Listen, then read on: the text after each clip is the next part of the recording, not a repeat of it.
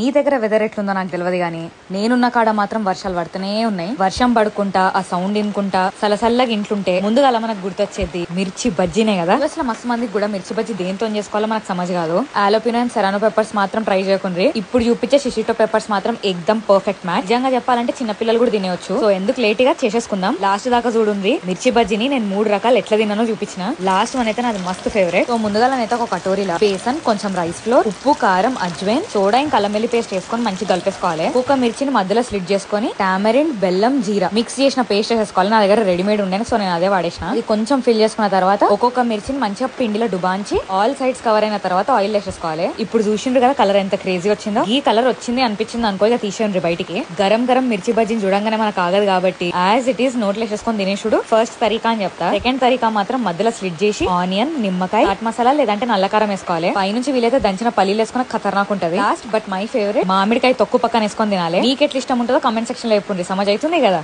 సరే మరి ఉంటాం అలా.